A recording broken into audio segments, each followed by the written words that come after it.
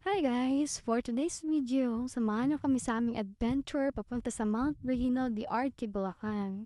Malis nga kami ng San Jose del Monte na around 5 a.m. at dumating kami sa Mount Regina ng mga around 6 a.m. Dito nga lang kami nakapag-park malapit sa kanila entrance at ito yung kanyang view. Dito pa lang na-enjoy mo na agad mo kasi napaparalan siya. Hi guys! Nandito kami ngayon sa Mount Regina.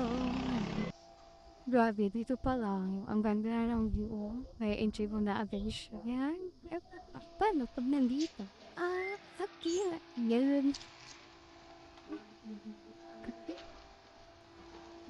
Ganun tayo na. Let's go. Here po. Halik. Ito pala swimming pool. Ano tawag ng kanilang swimming pool?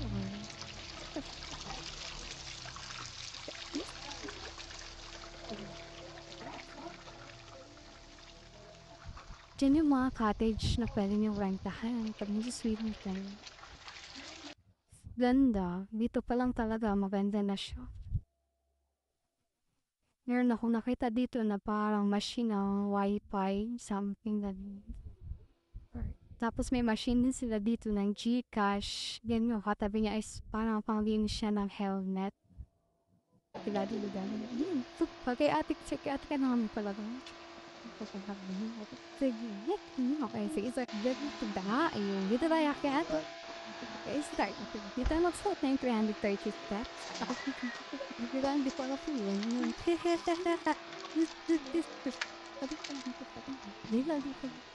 Dito pala muna. Dan, nasa akin. Pupunta muna kami sa tindahan para magpaluto. Mamaya tayo kakain. Paano mo tayo? Ulam.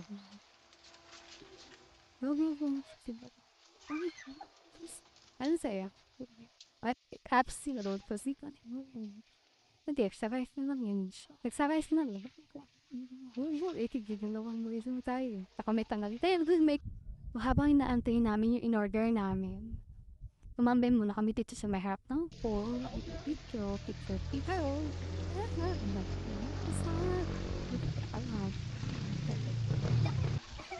Ang ganda ng wall nila dito. Napaka-spot. Ang gandang tingnan. But I don't have them at ganito rin kanila. Swimming for people sa sumar.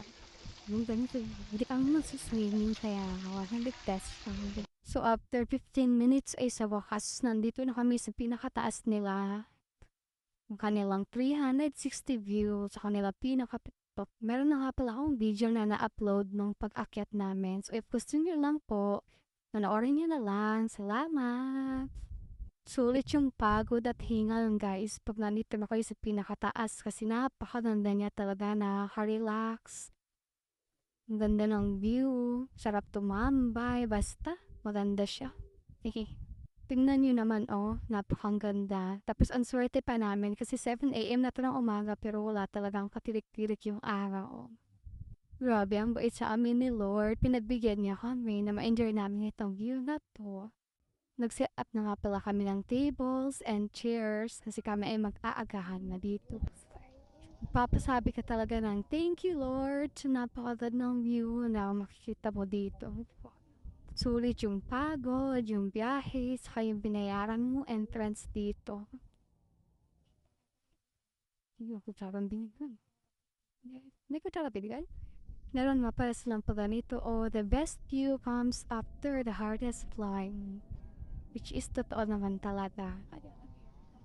Kasi ganitong view ba naman yung makikita mo, napakaganda, napaka-relaxing, malayo sa ingay sa syudad.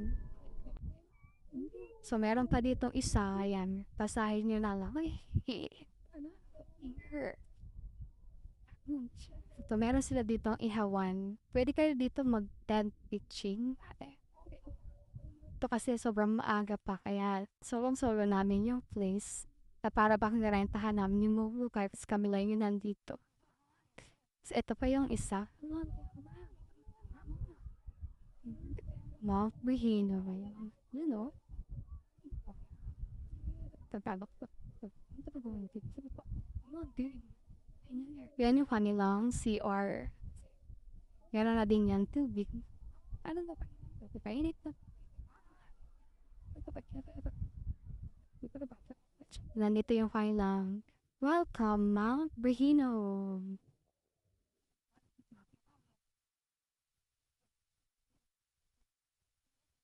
Ayan yung kanilang basurahan. Ha, lahat na. Meron na din akong na-upload separate video ng pagbaba namin. So, if gusto nyo lang ulit, panoorin nyo lang po yun. Salamat. Nandito na lang po. Bye! Parupo na lang siya ba? Facebook na lang dyan.